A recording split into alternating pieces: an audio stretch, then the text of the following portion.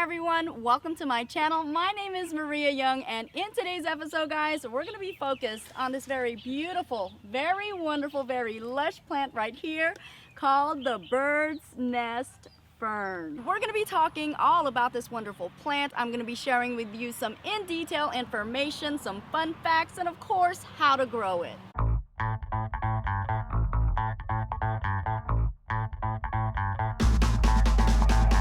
So as I stated, guys, this is the bird's nest fern, also known as the Asplenium Nidus, and is native to Africa, Asia, and also Australia. Now this is also an epiphytic plant, so this is known to grow in trees and also other vegetation, and is a very tropical plant growing in tropical rainforest areas. What is most appreciated about this plant is the very beautiful and lush way that it grows. And it does grow within a rosetta formation where you're going to see all of those wonderful leaves extending out from the center. And as we do take a look at those leaves, this particular variety has very broad shaped leaves, very elongated, and definitely reminding me somewhat of a feather. And if we take an even closer look at those leaves, you're going to find that it is very textured. You're going to find waviness and also ripples all throughout the leaves. And you're also going to find that very thick, almost latex type of texture. Definitely very beautiful, very broad shape, very lime green, very glossy. And you're noticing that creamy midstripe that turns into that black right there. Look at that. These leaves right here can get quite humunga-dunga, known to grow in nature up to 3 to 5 feet in length. So you can imagine just how large these plants can really get. So you may need a lot of room to be able to house this plant. And one of the main reasons why this plant can grow so broad and so wide, it actually will have such a massive circumference where these leaves will have quite a reach. You can consider them like hands, where they will actually grab hold of debris and other vegetation that may fall, and of course getting some natural fertilization. The way this plant reproduces itself is via its spores, which is found on the underside of the leaves.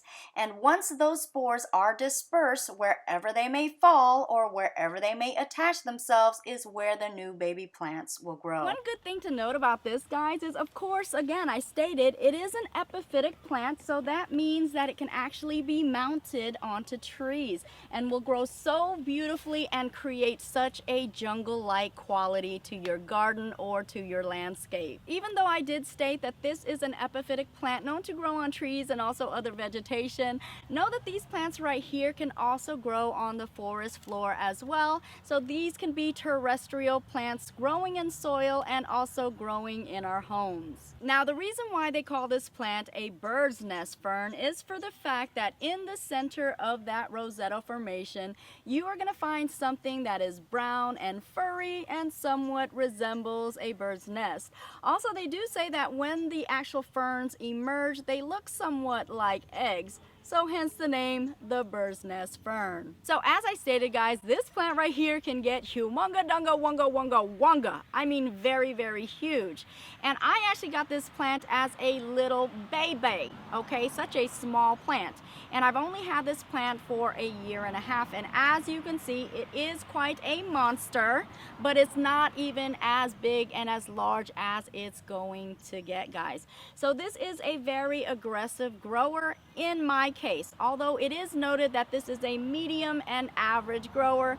But guys, again, in my case, I beg to differ. I got to share with you a fun fact about the bird's nest fern. This plant right here is very pet friendly. You don't have to worry about your little beloved munchkins because this plant is not toxic. Not only is it not toxic, but this plant is actually edible.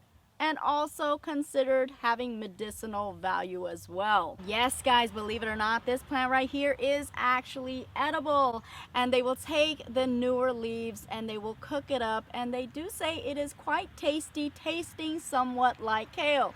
Now, am I recommending that you eat this plant? Of course I am not. I am just sharing some fun facts with you. So let's go ahead and talk a little bit about the care of this plant.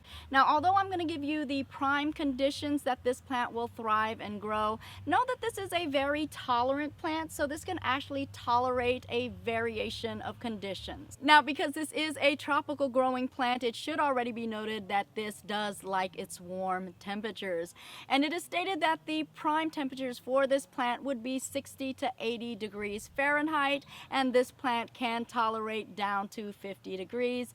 But I do beg to differ, guys, because I've kept this plant within my garden all year round, and it has actually reached as low as 20 degrees, and it has survived.